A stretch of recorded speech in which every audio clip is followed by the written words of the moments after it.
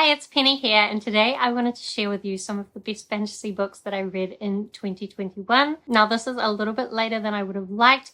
Time has not been my friend in 2022, but it doesn't matter because these books are still great. And a lot of these are not new releases either, so they continue to be great, regardless of when I read them or when they were released. As well, I have tried to put these in order from least best to most best, but I originally made this list a couple of months ago, and every time I look at the list, I change the order, so I wouldn't take the exact ordering too seriously. But anyway, let's get into talking about the books. The first one I'm going to talk about could potentially be science fiction, or I would often count it as science fiction because it includes time travel. However, I do think it belongs more in the fantasy camp because the time travel, well, it's strange. So the book that I'm talking about is Before the Coffee Gets Cold, Tales from the Cafe by Toshikazu Kawaguchi. So this is a sequel to the original Before the Coffee Gets Cold. And in some ways, both these books are several short stories stuck together, although there's kind of a theme that goes between the different stories. And they're all set within this cafe. So in this cafe, if you sit in a particular seat, which you can only sit in at particular times, and you drink coffee, you're able to go back in time, but only to another time when you were previously in the cafe. You can't leave your seat while you're there, and you can only stay back in time until the coffee gets cold. So it's some very specific rules. I love the way the author comes up with ways of making these really emotional stories within these very confined restrictions of how the time travel works. Now, I would say I did like the first book better, but the second one is still great, and I think if you like the first one, you will also like the second one. There are definitely some difficult topics dealt with. I can't remember exactly anymore because it's been a while since I read it, but I'm pretty sure suicide was touched on and possibly some other difficult things. But I guess it's the fact that these difficult topics are being dealt with that makes the stories so emotionally connectable, and I think it's that emotional part of the story that led to it being on this list. Then the next book on this list is Raybearer by Jordan Ifueko. This is a 2-book duology, and I only read the second book in 2022, so we're not going to count it because, to be honest, I don't think it lived up to Raybearer. But I also think that you can read Raybearer as a standalone. The second book, not as important, not as good. Let's not worry about it. So in Raybearer, we're following this young girl who has been put forward to join the court of this emperor. Now, the emperor will choose 12 people to be in his court from all around the kingdom, and for each person that joins his court, he will gain a different immunity. However, they can only really form this bond with him if they truly love him. So in order to join his court, she is forming this bond with him, but what she doesn't know is that there's this bigger conspiracy, I guess, to set her up to murder him. And so once again, the thing that made me really enjoy this book is the emotional side of it, just the conflict between different things that she's trying to achieve. I thought the romance was fairly believable. Again, let's not think about what happened with that in the second book. Oh, as well, another aspect of this is each person has like a different magical gift, and I think this story did a really good job of incorporating those different magical skills into the broader plot. And so not only was it emotional, but I also found it to be a pretty smart book. Okay, then I've got one that I actually own, and that is Falling into Rarohenga by Steph Matuku. So this is a middle grade story by a New Zealand Maori author. We're following these two twins that haven't been getting along. However, when they get home from school, they discover that their mother has fallen through into the underworld, and they have to go after her to try and rescue her. There's also an element in the story about their estranged father, and a lot of it is about family relationships. But also, as they travel through the underworld, there's a lot of different Maori mythology incorporated. I just thought it was a lot of fun. Each chapter is super short, and it just, like, the pacing is really fast, and the story was easy to get through, but also really interesting. And I still have not done enough research on the Maori underworld like this made me want to. But I'm definitely going to do that at some point, when I get some time. Did I mention that 2022 has not been my friend in terms of time? But if you're looking for a fun middle grade book and you also have an interest in Maori mythology, then this is a good one to pick up.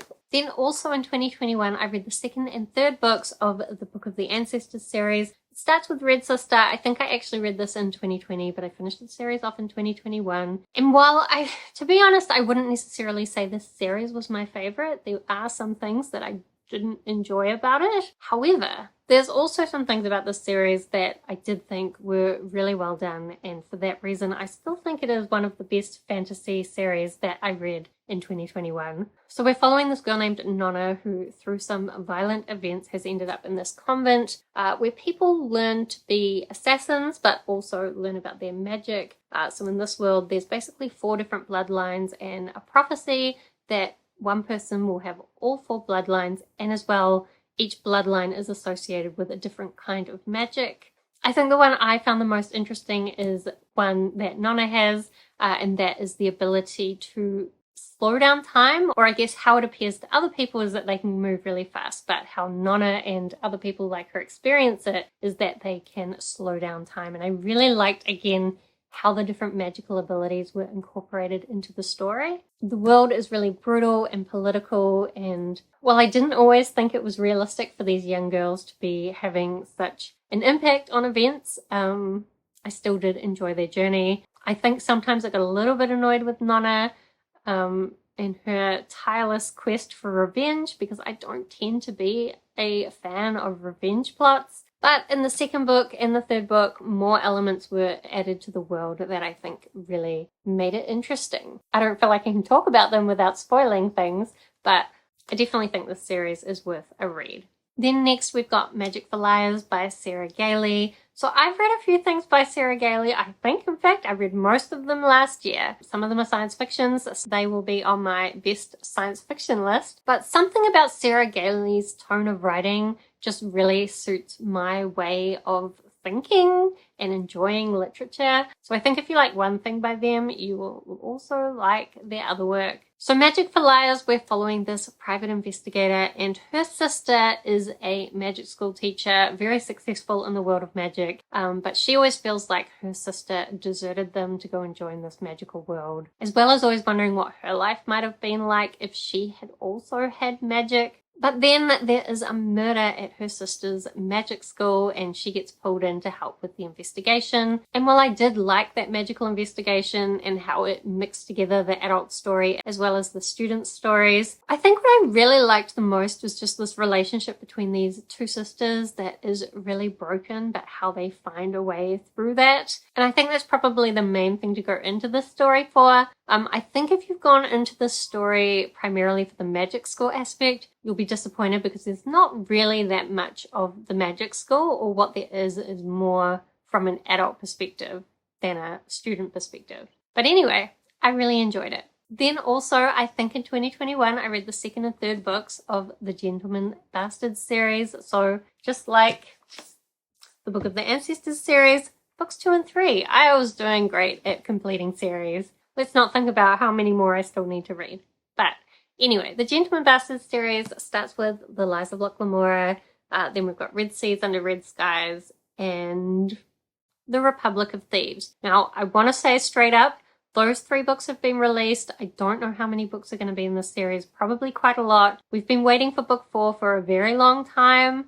Nobody really knows when we're going to get it. I keep hearing people say this year, next year, but I feel like those dates are more about hopes rather than realities. But also, I really want Scott Lynch to take his time because I want the book to be everything it can be. And these books have a lot going on in them, and I feel like it would be easy to ruin it. So don't ruin it, Scott Lynch. So each one of these books tends to be written in 2 timelines, and it's how those timelines come together that's really great. We're following Locke Lamora and his band of thieves, and each one there's kind of a different con. In the second one, we had pirates. In the third one, we're trying to rig an election. As well as, I think what I love the most about the third one is we finally get Locke Lamora's love interest come back into things. And at this point, it's not a happy relationship. And honestly, I spent the whole time being annoyed at Locke Lamora for being such an idiot, but also part of what his love interest is mad at him about is that he is just in love with her for no reason, and I am also in love with her for no reason. Or I'm just in love with her. She's so great. So I love the third book because it included her, and I love the second book because it had cats in it, and I love books with cats in it. Specifically, the pirate ships have cats on them because it's bad luck to go to sea without a cat on your ship, of course. So anyway, I just really love the tone of these books. They're quite humorous while at the same time being quite dark. And they're also really clever, although sometimes I think they think they're cleverer than they are, but still they are very clever, so fair enough. And I'm really looking forward to whenever the 4th book comes out. Then next, I've got Mr. Impossible by Maggie Stiefvater. This is the 2nd book in the Dreamers trilogy, which is a spin-off from the Raven Cycle. Now, I will say a warning here. I don't necessarily know that a lot of people who like the Raven Cycle would like the Dreamers trilogy. I think if you were into the Raven Cycle for the relationships and the friendship groups, not so much of that is carried over to the Dreamers trilogy. Some of it, but not all of it. I think really in the Dreamers trilogy, Maggie Stiefvater has doubled down on her weirdness. We're really investigating this magic that was only mentioned in the first books. We're really investigating this magic that we learnt about in the first books. I will say at the end of Mr. Impossible, something happened that made me want to go back and reread both the books that have been released so far in this trilogy, and the 3rd book is coming out this year, so I'm super excited to read that. I know I haven't really said much about what this is about, and I think that's because it does spoil the Raven Cycle, but it's a particular kind of magic that I really enjoy. And we've also kind of got 2 groups. One group that believes that this magic is going to lead to the end of the world, and so they're trying to take out all the people who use this magic, and other people that believe this magic can free them and make the world a better place. But it's really the greatness in this story is how she's developing this magic system, as well as, I guess, the different people's struggles with how they interact with this magic. Also, I will say I didn't like the name so much in the beginning, and I know a lot of people didn't like it, but I think it's growing on me. Then next we've got Roses and Rot by Kat Howard. This is mainly a story about a couple of sisters who go together to this art school, although this is another one where when they were younger, one of the sisters left and the other one felt like she was deserted. So again, these sisters are trying to come back together and mend their relationship. At the same time, at this art colony, there is a relationship with the fairy world, and it's possible to win a deal with the fairies where you will spend some time with them, which has its own costs, but as a reward, you basically will get everything you ever wanted in terms of your creative abilities and career. So both these sisters are trying to win this opportunity while at the same time trying to protect the other one from getting it. I also particularly liked the other girls that are in this house with them and just the friendships that they're forming. I'm still devastated about what happened to one of those characters, and I think I'm really looking forward to rereading it at some point just so I can hang out with those girls again.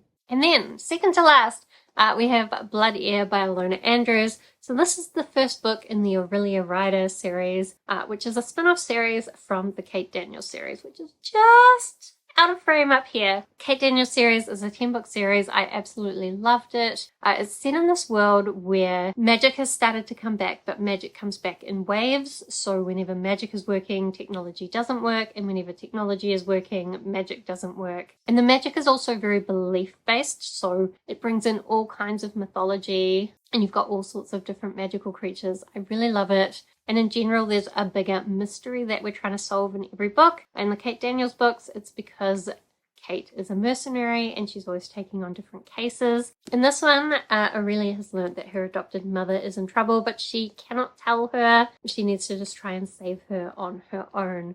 As well, I really love the relationship in here. This is a character who was in the Kate Daniels series, and as well, we get so many little teasers and little bits of characters that I love from the original series, but this relationship is one that I'm totally on board for.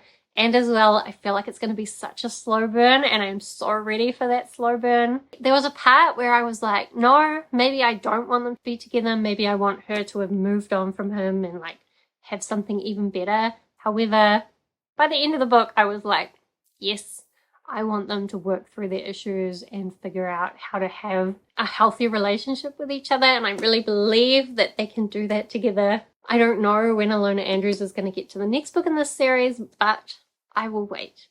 And then lastly, we have a series by an author that if you watch a lot of my videos, you won't be surprised to see them here. I'm actually not sure though whether I read the whole series in 2021. I think I must have, but I'm not sure. But regardless, the series that I'm talking about is the Dragon Keepers series by Robin Hobb.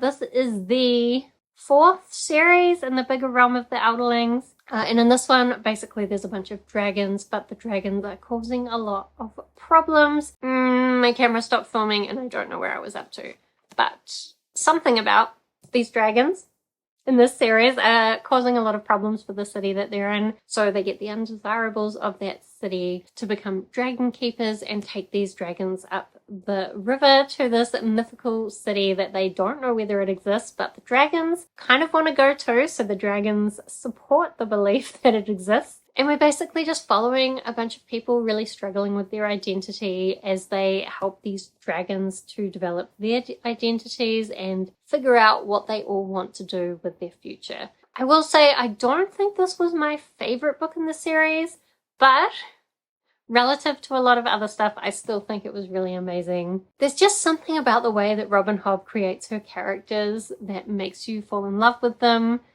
She puts them through some really traumatic events, but again, it's just that emotional connection to what you're reading and the fact that she can really make me feel things that makes me love these books so much. So, those are all the best fantasy books that I read in 2021. Do let me know if you have read them. Did you love them as much as I did? Or also, given that those were my favorite fantasy books that I read in 2021, do you have any other fantasy book recommendations for things that you think that I would love?